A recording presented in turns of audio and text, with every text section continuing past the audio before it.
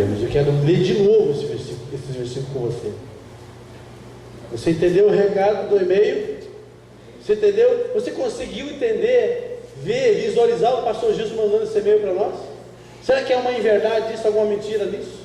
Será que eu inventei isso tudo? Não, isso é a história de um homem que tinha sobre ele uma responsabilidade de uma igreja, mas ele estava longe dessa igreja e ele precisava mandar um recado para a igreja. Podíamos ter feito aqui, porque agora está diva, podíamos ter feito aqui no Data Show uma mensagem via internet, ali no Messenger, e ele estaria ali aparecendo para o pastor Gilson e falava isso para vocês. Eu acho que seria essas palavras. E essas palavras Paulo escreveu para Filipenses. E eu quero viver com você cada versículo que está acontecendo aqui. Eu quero viver com você cada versículo que está aqui, porque nós vamos estar profetizando, como eu falei desde o começo. Hoje é o dia de profetizar, amém? Você não está com tanta fé quanto eu estou, mas para mim, hoje é o dia de profetizar, amém? Porque eu vou profetizar na minha vida, eu vou profetizar na vida das crianças, eu vou profetizar na tua vida, e você vai fazer a mesma coisa. Você vai profetizar sobre a tua vida, você vai profetizar sobre os teus filhos, sobre as crianças que você conhece, você vai profetizar sobre onde você estiver passando, caminhando, você vai profetizar. Filipenses capítulo 1 diz assim: Paulo e Timóteo, servos de Cristo, a todos os santos em Cristo Jesus que estão em Filipos, com os bispos e diáconos, a graça a vós e paz da parte de Deus nosso Pai e de nosso Senhor Jesus Cristo. Versículo 3: dou graças a Deus por todas as vezes que eu me lembro de vós, fazendo sempre com alegria oração por vós em todas as minhas súplicas, pela vossa cooperação no Evangelho desde o primeiro dia até agora. Versículo 6: tendo por certo isso mesmo, que aquele que em vós começou a boa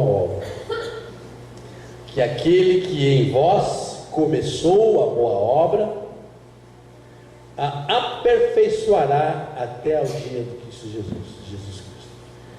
Você consegue entender que a palavra está dizendo para você que Deus começou uma obra na tua vida e que ela não acabou? Só o Roberto, obrigado. Você entendeu que ele começou, mas não acabou. Mas eu quero entender a igreja.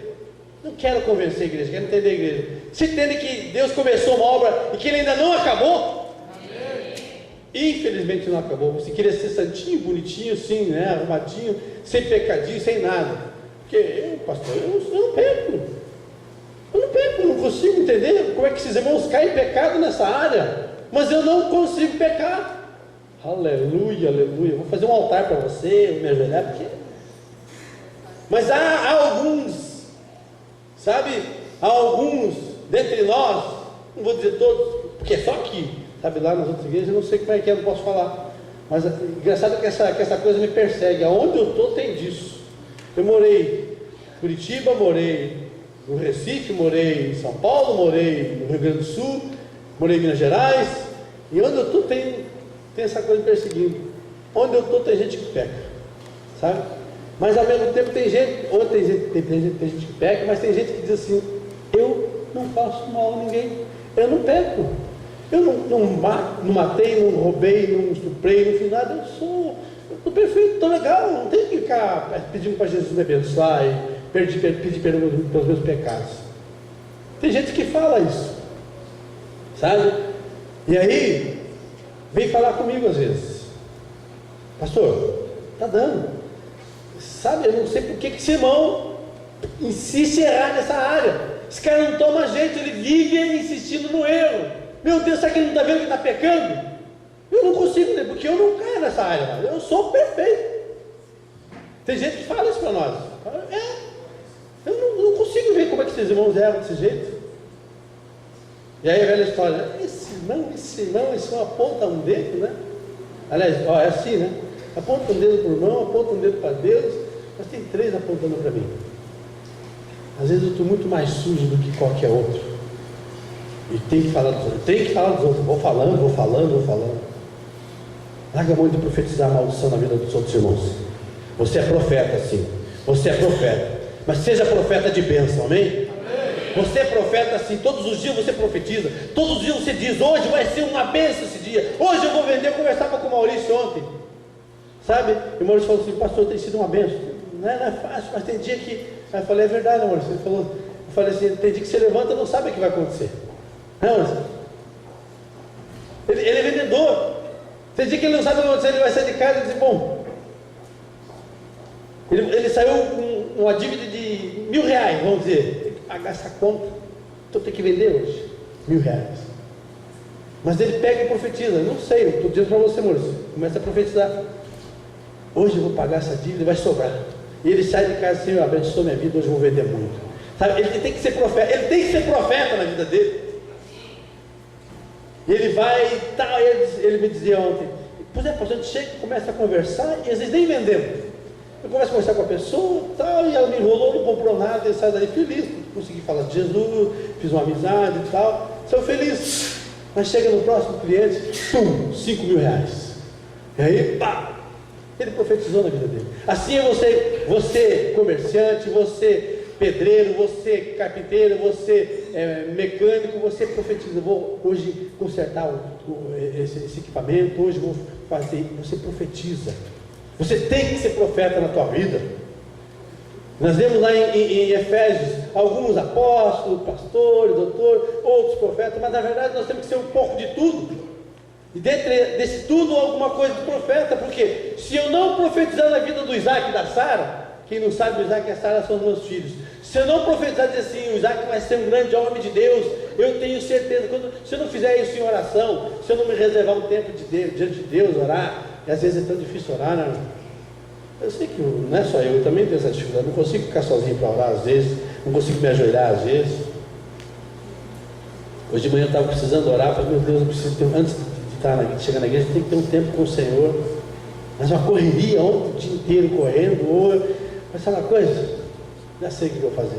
Eu dei meu jeito para hoje de manhã ter um tempo com Deus, só eu e ele. Eu dei meu jeito, sabe? Você também tem que dar teu jeito, irmão, de buscar um tempo com o Pai. Porque nesse tempo Deus vai estar te revelando algumas coisas, e você vai estar abençoando, e você vai estar profetizando. E o Isaac e a Sara, volte e meia, eu estou no meu tempo com Deus, volte e meia, eles passam no meu pensamento, e digo, Senhor, abençoe meu filho, que ele seja um grande homem onde ele for. A carne quer dizer assim, que ele seja muito rico, que ele tenha uma mansão, que ele tenha carros, sabe? A carne quer dizer isso, sabe por quê? Porque meu filho sendo rico, eu evangelizo por ele ser missionário lá na África. É uma verdade, a minha carne, nós já falamos isso para as crianças. A natureza diz assim, os pais criam os filhos, natural, né? Os pais criam os filhos aqui, né? Em casa, tal. E aí a gente quer que eles fiquem aqui nessa redonda, depois a gente ensina, tal, e aí eles vão embora, né? Vão namorar, vão se formar, vão casar, vão na benção, vão na benção. A Giovana está preocupada, que ela vai dizer assim para o Gabriel e para o Gustavo, vão, né? Ela acha que vai segurar ele para o resto da vida, mas não, vai ter que chegar uma hora que você disse vai. Vai, Deus te abençoe. Dona Jô, faz assim, Dona Jô. A Dona Jô, há uns anos atrás, ela deve fazer isso comigo, minha mãe. Vai, filho, Deus te abençoe. Não é porque é que Deus te abençoe, vai. Tem alguns que dizem assim, Deus te abençoe, vai embora. Os irmãos chegam perto de nós, né? Deus te abençoe. Vai com Deus.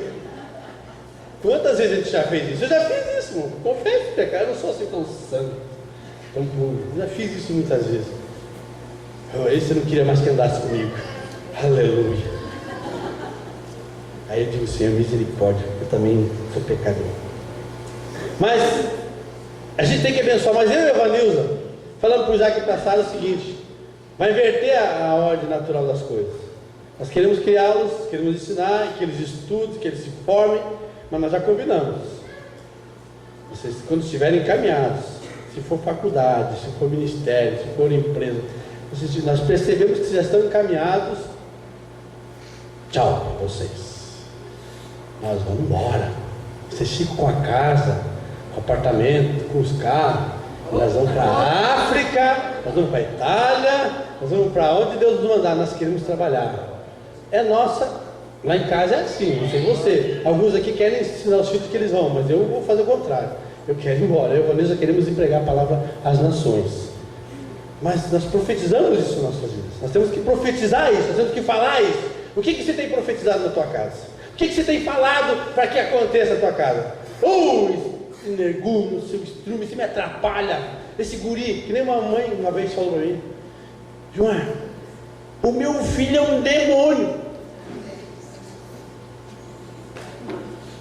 Já vi mãe falar isso. Não sei se você já ouviu, mas eu já vi. O meu filho é uma pedra no caminho. Eu não falo isso para os meus filhos, mas de jeito, se algum dia eu já falei, não sei, tive que pedir perdão, porque eu sei que é errado. Se eu falei alguma coisa de maldição, se eu profetizei alguma maldição para dizer, eu fui pedir perdão. Por quê? Porque eu sei que a minha boca tem autoridade sobre eles, e tudo que eu falar sobre eles pode acontecer. Por isso que hoje de manhã, quando eu levantei, pai não veio? Foi na igreja? Foi na igreja. Meu pai foi numa outra igreja, porque ele pertence a outra igreja, mas é um homem de Deus, e eu profetizo isso. Outrora era carnaval, era cachaçada, hoje ele está numa igreja, está ouvindo a palavra de Deus agora, da maneira que ele gosta de ouvir, mas ele está ouvindo a palavra de Deus. Mas hoje de manhã, quando eu acordei, para não fazer muito barulho, eu falei: benção, pai, benção, pai, benção, pai. E ele, 75 anos. Aí eu peguei, e jovens que não sabem o que significa isso, né? Quem não sabe o que significa isso, levante a mão. Quem não sabe o que significa isso, levante a mão bem alto, pode levantar. Sabe, Gabriel? Então levante a mão, João. É um que não sabe. Só os mais velhos quase sabem disso. Tu também não sabe, né? Isso quer dizer: pensa, pai. Ele não ouve bem, e aí eu falei 3 vezes, ele não ouviu, peguei e fiz: benção, pai. Deus te abençoe, filho. O Isaac e a Sara sabem o que é isso, e eles fazem isso quase que diariamente. Quase que, está devendo ainda. Quase que diariamente. Eu ensinei meus filhos a pedir a bênção. Sabe por que eu ensinei meus filhos a pedir a bênção? Não porque sou rígido, que seja assim. Sabe por quê? Porque eu entendo que quando meu pai ou a minha mãe diz Deus te abençoe, eles estão profetizando na minha vida uma bênção. E aí eu tomo posse dessa bênção. Sabe por quê? Porque quando eu era de 30 anos de idade, quase 30 anos, vocês já perceberam que eu peço a bênção até hoje, mas eu já tinha quase 30 anos de idade, já estava no campo missionário, trabalhando para o Senhor, sendo abençoado, já muito abençoado. O meu pai foi no culto. Meu pai foi no culto de comissionar, onde eu fui comissionado, onde foi entregue uma missão para mim fazer missões. Eu fazia parte do ministério chamado Jocum, Jovens com uma Missão, mas eu faço até hoje, uma vez missionário Jocum, uma vez jocumeiro, sempre jocumeiro. E eu falei: pai, vai lá no culto. Meu pai não era cristão nessa época, meu pai não conhecia Jesus nessa época, ele já tinha quase 30 anos.